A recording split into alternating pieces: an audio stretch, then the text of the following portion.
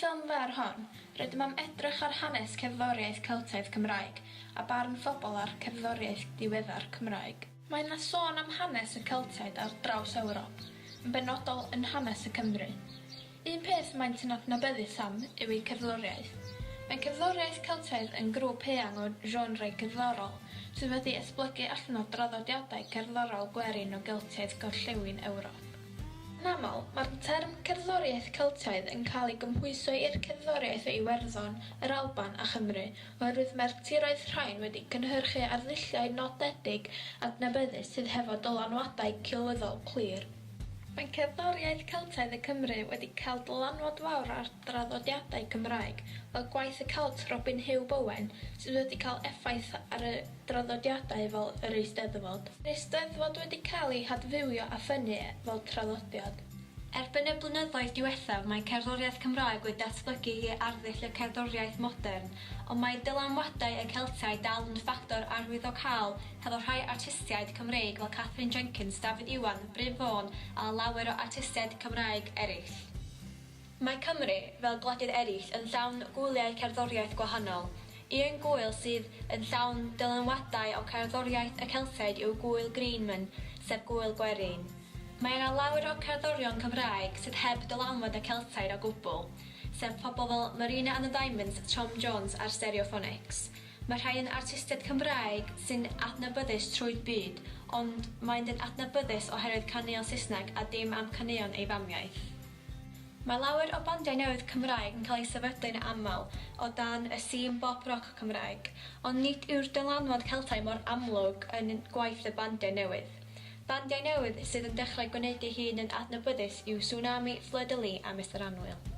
Hefo bandiau Cymraeg yn cael ei sefydlu, mae'r scene cerddoriaeth Cymraeg yn cyfrhau bob blwyddyn, ac nid yw hi'n debygol i'r cerddoriaeth Cymraeg marw allan yn gyfan gwbl.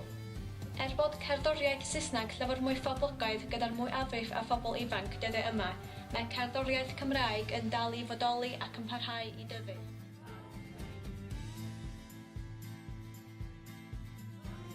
Fysach chi'n dweud bod cerddoriaeth Cymraeg wedi newid dros y blynyddoedd dwytha? Wel, mae wastad yn datblygu a mae artistiaid newydd yn dod â cerddoriaeth newydd. Ond ochr yn ochr a beth sy'n dod newydd yn y maes roc, mae gennych chi ddatblygiad hefyd grwpiau newydd yn maes gwerin, pobl fel Calan sy'n brysur iawn, nid jyst yng Nghymru ond tu allan i Gymru hefyd yn crwydro i wyliau gwerin.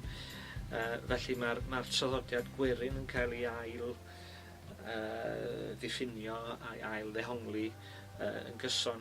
Dwi'n meddwl bod mae'n broses barhaol o ddatblygu a mae pobl yn cael syniadau cerddorol newydd a mae gyd yn beth iach iawn. Pam ydych chi'n meddwl fod plant a phobl ifanc yn tueddu gwrando'r cerddoriaeth mwy Saesneg dyddiau yma? Wel, yr un hen stori ydy hi. Da ni'n byw fan hyn yng Nghymru yn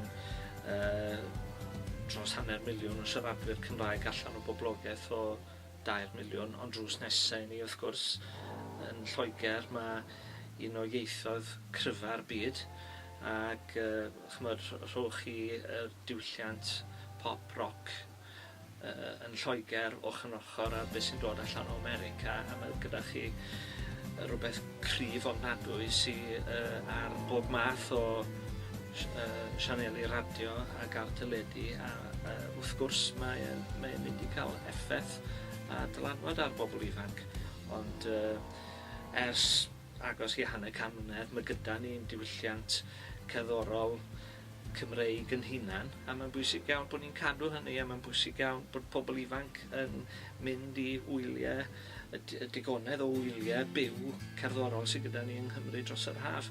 Mae gyda ni ddwy arall i ddod yn Sir Fôn yn unig. Mae Gwyl Gar Goll yn mynd i ddigwydd cyn diwedd y mis yma yn Nhasnewydd a bydd Gwyl Gopr yn Amlwch yn mis Awst ac wrth gwrs mae'r holl brysurdeb gyda Eisteddfod Genedlaethol a hefyd mewn tua wythnos bydd sesiwn fawr Dolgella a mae i gyd yn ffenest drop i i'r diwylliant cerddoriaeth Cymraeg.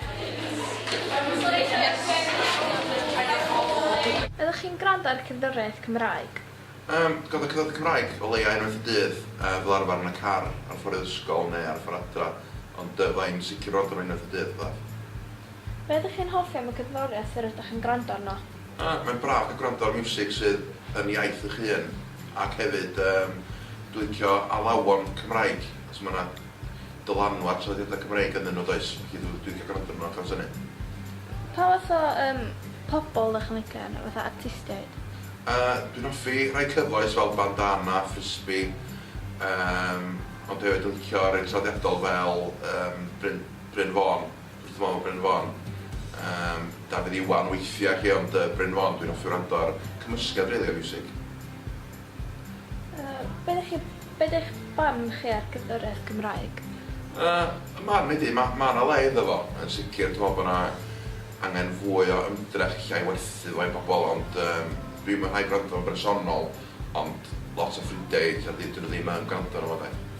Ydych chi'n fawr ffydd mewn bandiau newydd Cymraeg dyddiau yma? Mae gen i ffydd yn nhw, ond dwi'n siŵr os yw'r cyfleoedd neu os yw'r digon o gyfleoedd iddyn nhw ddatblygu. Bellach ddigon o gigs neu digon o alw iddyn nhw berfformio ac yn y blaen. Tu allan i'r gwyl mawr wrth Steddfod a sesiwn fawr ac yn y blaen. Gwrando ar cerddoriaeth Cymraeg? Ydw, dwi'n gwneud hwn amla, dwi'n licio cael gwybod beth sy'n scene rock Gymreig hyd yn hyn. Mae bandana, tsunami, rods, mae gwneud dipyn o ddiddordeb yn cael gwybod pa bandiau sydd ar y gweill a beth sy'n o gwmpas lle, felly ydw. Faint mor aml ydych chi'n gwrando arno fo? Swn i'n dweud, dwi'n gwrando yn eitha aml pan dwi yn y car, a swn i'n dweud bod fi'n gwrando pan dwi'n tu weithiau fyd os rhoi radio ymlaen i neu brynu Gryno Ddysg neu iTunes fi. Lle ydych chi'n gweld sefyllfa cerddoriaeth Cymraeg yn y dyfodol? Gobeithio dal yma.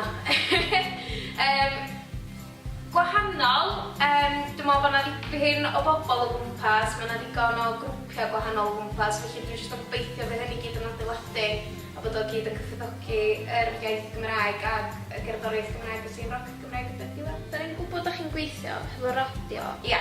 So, sa'n gwell gan chi gwrando ar cerddoriaeth Cymraeg yn gweddill i'ch bywyd ta Saesneg? Dwi'n licio'r ddau. Mae rai fi gyfadda, dwi'n licio fel o'n i'n deithio chi ar y cychwyn, dwi'n licio bod yn gwrando ar y gerddoriaeth Gymraeg ac i wybod pa bandiau sydd o gwmpas, achos dwi'n licio cael cadw llygad ar pwy sy'n cychwyn neu pwy sy'n wedi bod wrthi'r stipyn a maen nhw'n newid naws i cerddoriaeth nhw. Felly dwi'n licio gwahanol bethau felly. Ac eto dwi'n licio cerddoriaeth Saesneg tas, dydy ar ddiwedd dydd. Fel mi'n dweud, os am digon o gerddoriaeth dawns Gymreig, dwi'n meddwl bod yna farchnad yn fan'na i rywun fod yn meddwl achos bod o ddim yna ar hyn o bryd, ond mae yna dipyn o bethau gwahanol does felly. Ydych chi'n gwrando ar cerddoriaeth Cymraeg? Pam? Be sa chdi'n neud i gwella?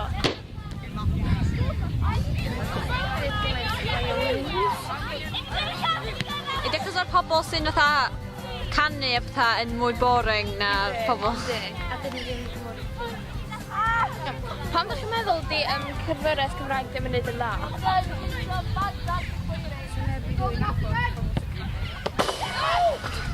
So os y pobl sy'n canu Cymraeg mwy fatha famous, chi'n gwrando arno? Ydych chi'n meddwl bod o'n neud yn well yn y dyfodol? Na.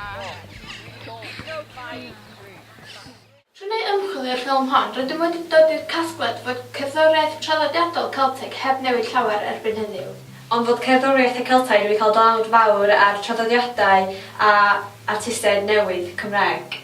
Rydym hefyd wedi darganfod fod cerddoriaeth Cymraeg dal i dyfu a fod bandiau newydd Cymraeg dal i ddod ar y sîn. Ond ar y llaw arall, rydym hefyd wedi darganfod fod plant a phobl ifanc dyddiau yma dal yn meddwl am cerddoriaeth Cymraeg fel pobl fel Bryn Fawn a Catherine Jenkins a pobl llawer hŷn ac yn neud am y bandiau newydd sy'n dechrau dod i'r sîn fel roc ar y funud.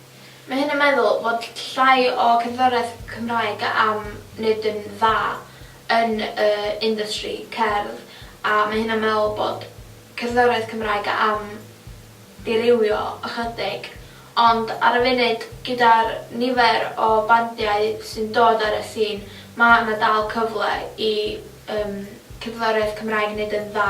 Ond efallai oherwydd y generation yma ddim mor dda a dylan ni gael.